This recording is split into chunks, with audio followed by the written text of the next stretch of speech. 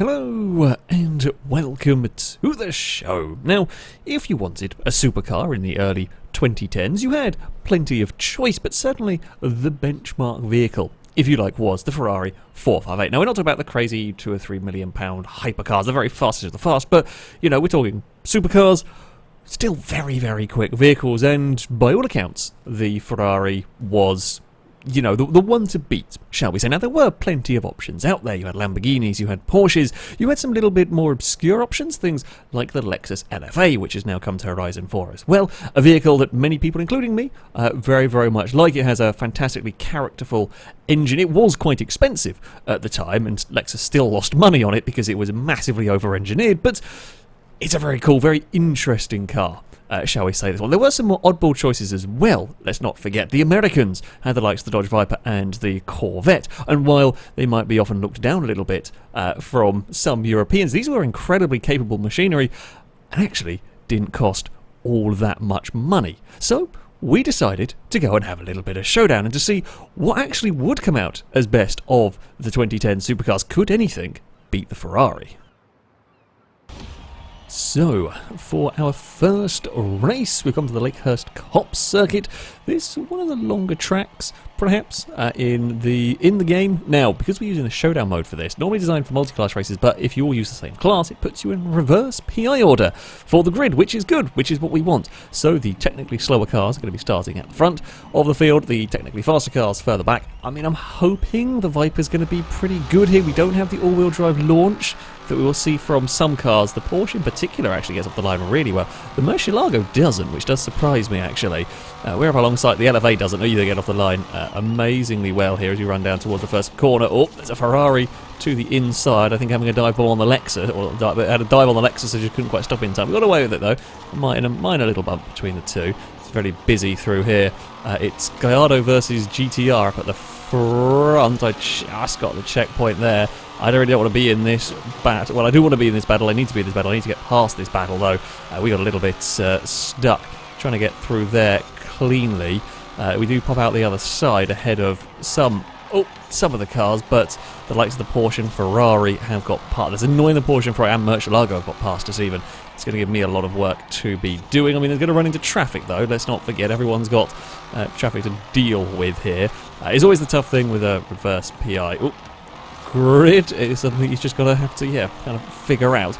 It's three wide up ahead. Someone's going to end up in a world of pain through all of that. I think the 911 did end up out wide in the wall, actually. Oh, Mercedes is across the grass. A little bit of rallycross from the AMG Black Series, and I've got nowhere to go. Have to lift out of that. I think it's the GTR that's currently leading the way from a Lamborghini, but this whole pack is very quickly going to come along and join them. One of the 911s has run, I think it's the 911 Turbo there. Run out wide. Murcielago got it wrong through turn 1. We'll take that opportunity. I'm also going to take the opportunity to have a dive at the inside of the AMG Mercedes here, and that will move us up to 6th, I think, unless it outdrags us, which it might do. Let's face it, it's quite a powerful car. The Viper is not low on power, though. Let's not forget here, got some 600 odd horsepower on this. It is not a low on power car. We had a think about going for the dive on the Corvette. Now this is the age-old battle. We've got Viper versus Corvette in amongst a bunch of other sports and supercars. We were flying quite well up the field, to be fair, for the flying the flag for the American vehicles. I am not at all biased in my love for the Viper in any way, shape or form here. Can we look for a way past this Corvette? We get a good run out of this final corner. It looks like we might be able to do this here. What is quicker down the straight, me or the ZR1? It looks like it might be the Viper ever so slightly. It was a little bit sketchy through there. The Ferrari has got to the front of the field here. Let's try not to slip and slide our way through too much there. The Porsche GT3 RS up there we know is very, very quick. That car is, technically speaking, probably the fastest car. It's expected to be the quickest car here. But, it's got to work through the traffic. It's now got to go fight and pass that Ferrari, and it's not always that easy to find a way past. The GTR is busy still battling with the Gallardo Spider here. Can I have a look for a way past these two? I mean, I'm hoping we can. It's where do we go for a pass? Dive to the inside here on the Gallardo. It wants to try and defend. It wants to have a dive on the Nissan. I don't think it actually knew it had a Viper for company in all of that. I might have needed second gear on the exit of that. Yeah, it was so busy trying to do its own battle with the GTR that does struggle a little bit more through these corners, really. I mean, all of this is going to cost me in terms of that battle with the lead pair. We do get the GTR. The Gallardo has no straight line speed in comparison to the might of of the Viper. We might actually get it done before turn 1. It's going to have to be the long way round here. We get the car stopped. We will take away that third position. Now, okay, I mean, we're up to third. We are up to third. Oh, here comes the Gallardo again, actually, having a look now. Let's not forget it has got that all-wheel drive traction. The Viper just has very long gears and very big rear tyres, and you know what? That works as well.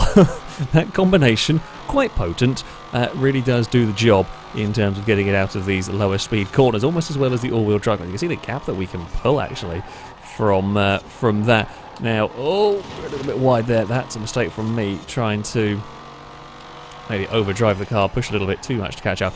I don't think we quite have the pace of the top 2, but also we were stuck in traffic a lap longer than the top 2. Always going to be a difficult one to overcome. I guess we'll find out with the fastest laps if we look at the end. The Porsche has got to the lead of the race now and is stretching its legs by the looks of it. Behind us, the GTR's doing some rallycross. The Lamborghini's still up there as well. The Murcielago I saw was in that group. It's just a very big group behind me. Battle for fourth back looks like a absolutely manic, almost mess of a thing going on there. Yeah, still. So it looks like the Lamborghini massively outhandles the GTR, but the GTR, that Lambo, I should say, overall just doesn't seem to be very fast down the straight. And the Porsche is running away from the Ferrari. I feel like maybe pace-wise, if I don't get things wrong, I can possibly match that Ferrari. I don't think anyone has an answer for the GT3 in certainly around this sort of track. Whether things will come different when it comes to the drag races, we don't know. In the GT3, it's probably not got as much power as quite a few of the cars in this. We ran a little bit wide through there, not ideal. Get it slowed down for these next couple of corners. Yeah, I've had a bad lap here. No, I think third gear's probably right through there. Should have. It's slightly awkward with the old gears of the Viper, but we're definitely not matching the leader. Not really matching the Ferrari at the moment. We've got one more lap to try and make things work. The Corvette is doing quite well also. You know, that's up in fifth place.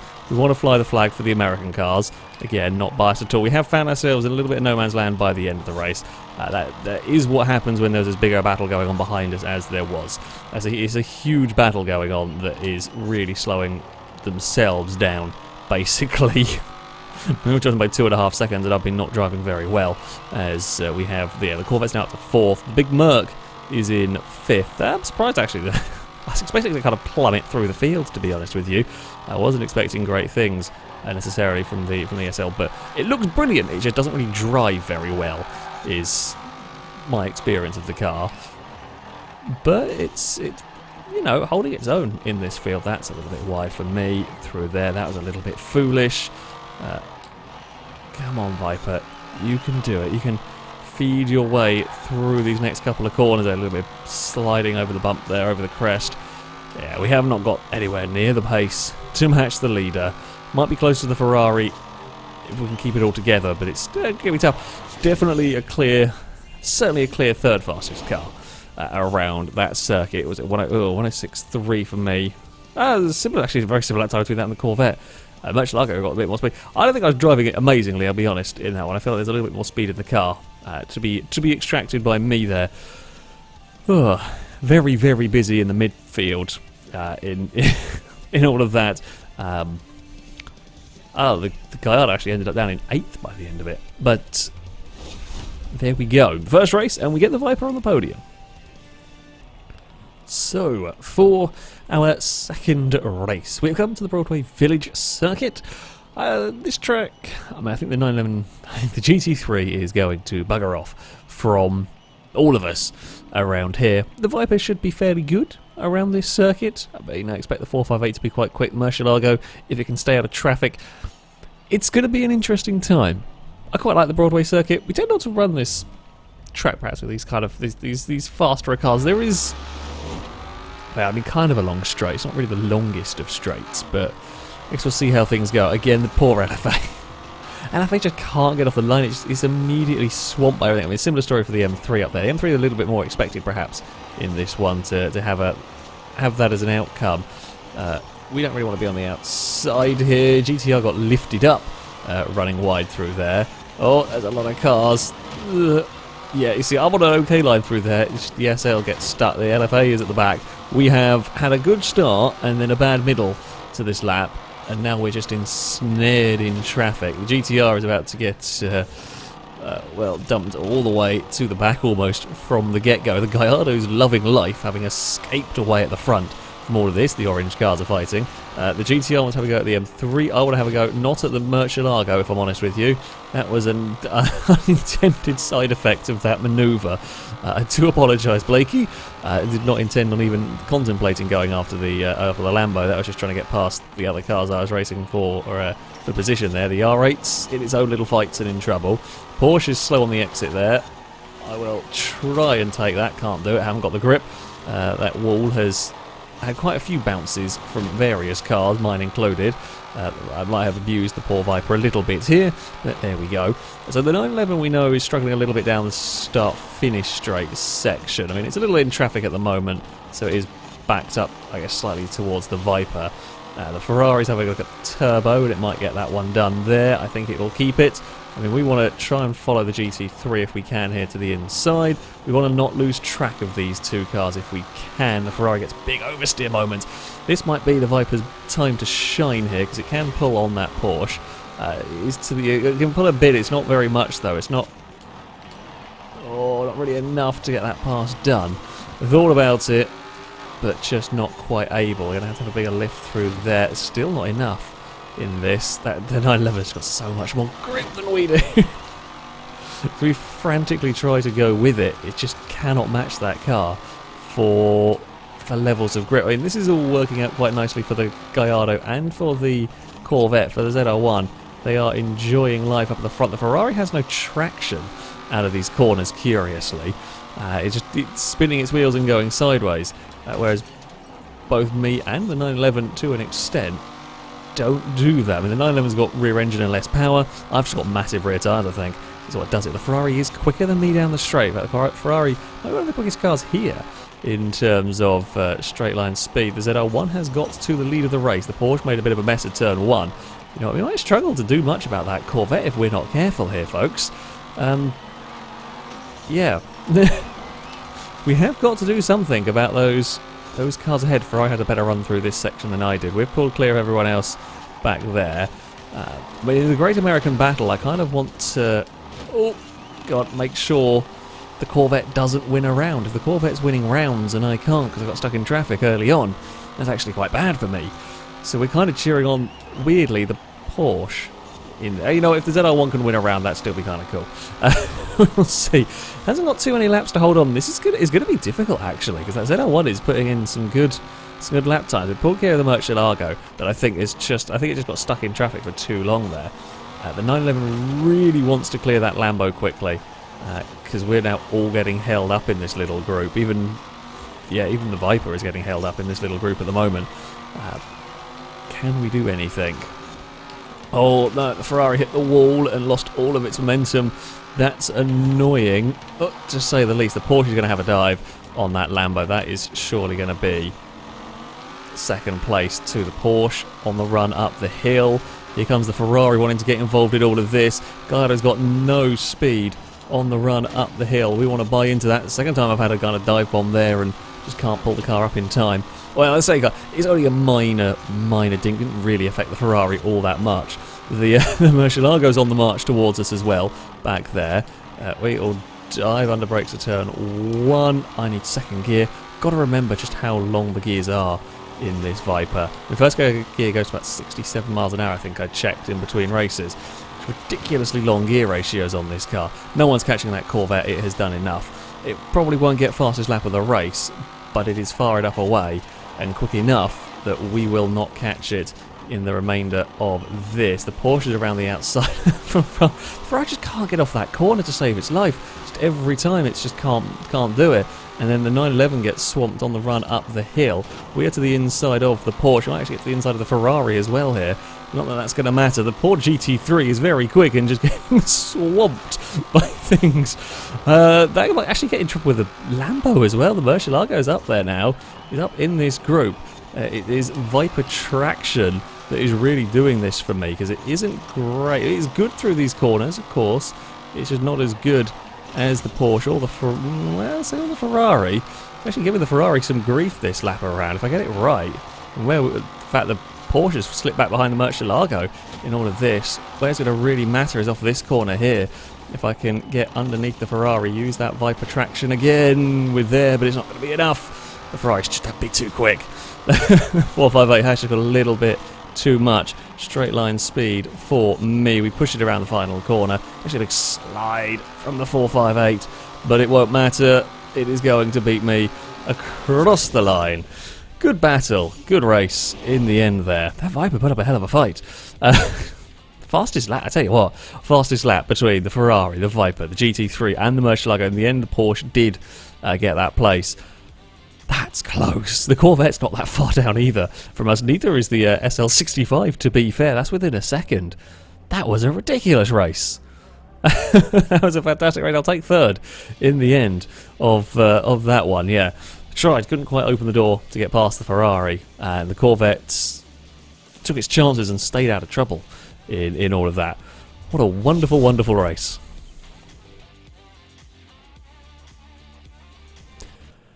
Now, I must say, after the circuit races, I've been feeling quite confident with the Viper. It's been doing good around here. It is one of the more powerful cars as well, let's not forget. Downside for the drag race is the launch. It does have good traction. We saw that against the Ferrari, how good it gets out of the slower speed corners, but off the line, it's still going to lose out to the all-wheel drive cars initially. I'm hoping it might pull when we get further down the course, but it is a little bit of a concern. Ooh, when we're on the outside. The good news is we should beat the LFA and we can get away from the dirt. So we launch off the line, there goes everything all-wheel drive. The GTR's gone, the Audi's gone, the Porsche's gone, the turbo's up towards the front. See the Murcielago. As far as the rear-wheel drive cars go, the Ferrari gets me, but we start pulling on everything. We're pulling on the Gallardo as well, actually, as we're heading towards here. We're catching the R8. It's not going to be enough, though, for the Viper. We cross the line. It's at the 7th place for us in that one. Okay. I mean, it's mid-pack. The Turbo goes quickest. Turbo takes victory out of the GTR. Murcielago gets third. Head of the 458, best of the rear-wheel drive cars.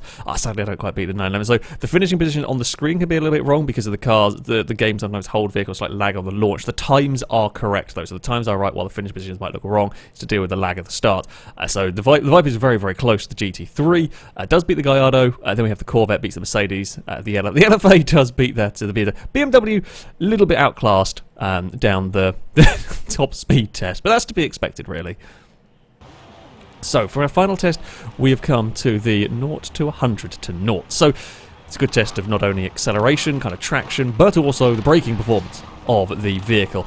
The Viper, now, I did a couple of test runs, and it has to go to third gear, which is very, very annoying with this one. We do have to do it. It goes to 99 miles an hour in second. It's a fairly average kind of a run for the Viper. Then we have the 911 Turbo. We expect this to be the car to beat. It was very quick in the drag race. It's just got the power and the launch here. It will shoot itself off down the runway and it will come to a halt. It is raining a little bit. Nothing to worry. It's Horizon. The rain physics are minimal difference of any kind. Gallardo Spider, this thing very quick off the line, has absolutely no top speed in this field whatsoever, but it does have that all-wheel drive launch. That's on the brakes and it will stop quicker than the Viper. The Murcielago, the bigger of the two Lamborghinis here, a slightly heavier car. This one again though has the all-wheel drive launch. It's not actually all that great.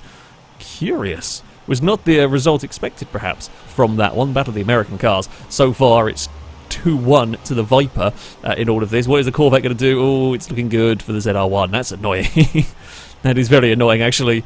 Corvette has bested the Viper here. 911, the GT3 doesn't have the power of the turbo, but it is very light. Of course, it's almost a full-on track car at this stage, and that is a very good showing. Rear-engined, of course, helps it get off the line quite nicely. 458 will go next. We said this benchmark car, if you like, around here. What is this going to do in terms of stopping? That's a very, very good performance. That's very close with the 911. I think the turbo's just got it, but that's very close. Not bad for a rear-wheel drive car.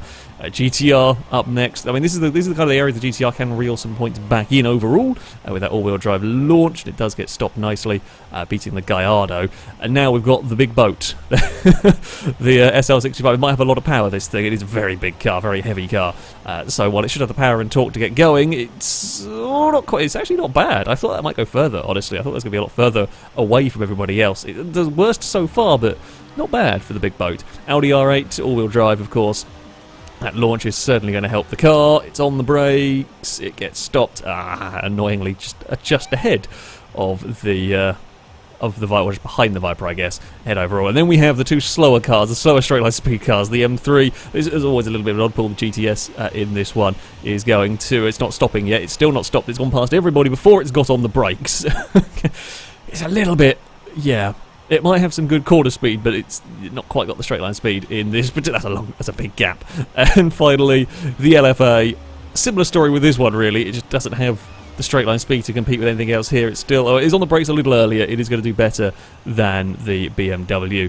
It'll come to a rest a little further away. It's actually pretty close. If we ignore the outliers, the Lexus and Beamer is actually very close between the rest of the field in this one. So as we go for a little bit of a flyby, it's very close. It's been a long time actually faffing around with camera angles. The Turbo does just win this. It's very close though between the 911 and the Ferrari. It's a great showing for the 458 considering, you know, it's the rear-wheel drive car.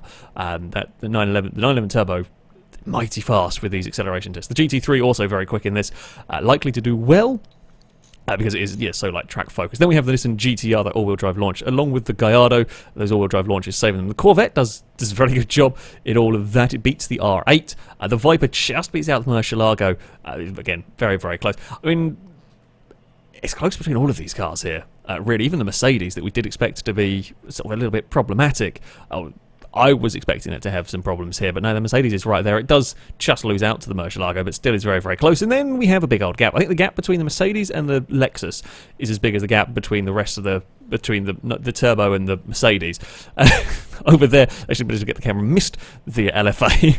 That's down here. Yeah, it's quite a long way away for the Lexus, and then we have the BMW. Even further down the road than that. Okay, that result is perhaps not so surprising. Yeah, between the rest of the field in all of that was very, very close indeed. Slightly disappointed.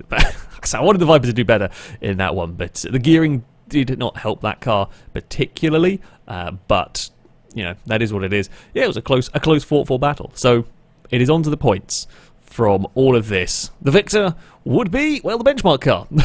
458 will take the victory here. It was very, very good around the circuits. It was very, very good in the drag races. Just overall, while it might have been the very fastest at everything, it was right up there for everything. Technically, I don't think it actually won a round. However, it was second or third in absolutely everything. So, yeah, it was very, very close indeed. The GT3, that'll get second place. The best handling car on the tight and twisty stuff, but does lack a little bit of power, a little bit of straight line speed, and that's where it lost points to the Ferrari. The Turbo, the opposite. 911 Turbo, fastest car when it came to the straight line speed tests, but not very good around the corners. The Corvette gets fourth place ahead of the GTR and the Viper. Slightly gutted about the Viper coming behind the Corvette. I fought my best with that. It was close, though, between all of those. I mean, the GTR and Viper are on equal points.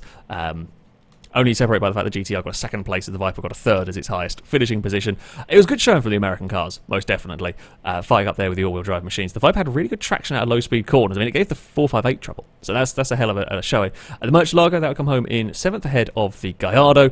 The Gallardo was kind of quick in the corners, but just really lacked top speed. The SL65 a bit big and a bit heavy, but still put on a good showing ahead of the R8. The LFA just really struggled for speed. And I mean, the M3 GTS was a little bit of an outlier, always a little bit of an oddball thrown into the mix here. Didn't quite have the pace to keep up with some of the other machinery. But yeah, the LFA struggling was a bit of a surprise. I mean, victory, the 458 was, I said, kind of untouchable. It didn't win a round in any of this. It got seconds and thirds, but it was consistent enough. It was consistent enough. It was good at absolutely everything, which is why it's a great benchmark car. You know, good at straight line speed, good at handling, good with the braking, easy to drive. All of those things it could do. Yes, the GT3 RS was the better car when it came to the twisty stuff. In a very twisty circuit, that car would be unbeatable. In fact, in the very twisty stuff, I think the Viper might beat the Ferrari by virtue of the traction. So now the lower speed stuff, it really gave the Ferrari trouble around Broadway. But the 911 couldn't match the Ferrari when it came to the straight line speed stuff. The 911 Turbo, I will say, was a bit of a surprise to me. That is so fast in a straight line, I didn't realise how quick that car was. Monumentally quick in those drag races and such, and that all-wheel drive launch, so very, very helpful. It's not very good in the corners. It struggled in the races, but it made up points elsewhere. As I impressed with the American cars. As I said at the start, often people might look down on the American machinery and so on, and they really shouldn't, because it's, you know, bloody fast is what it is in there. The Corvette won a race. Okay, admittedly helped maybe a little bit by traffic, but it still had to stay out there. It still had to set some very, very quick lap times. The Viper was keeping up in places as well. So the American machinery, that did do very, very well around here. The Lamborghinis struggled perhaps a little tiny bit. Big, heavy all-wheel drive machines. Yeah, may not quite have the pace at some of the circuits. Were good down the straights, but again, they were beaten by other things, so they couldn't quite pick up as many points. So there we go. The LFA was sadly a little bit of a surprise for me. I really thought the LFA was going to be quicker. I did think we were going to see the Lexus higher up in all of this, but it struggled. It just didn't have any straight line speed. When we saw off the line, me and the Ferrari were beating it before we even got to turn 1, and it just did not have the pace in the Lexus. A little bit of a shame. I still love the car, but yeah, a little bit of a shame for that one. So there we go. Yeah, the 458, a very, very worthy benchmark because, well, it beat everything, quite frankly. Yeah, it was quite an impressive performance from the Ferrari. I still love my Viper. Still a lovely car to drive. Would have liked it to be a little bit higher up, but that is the way it goes sometimes. And there we have it. That is going to be it for this video. Thank you all very much for watching, and until next time, a goodbye.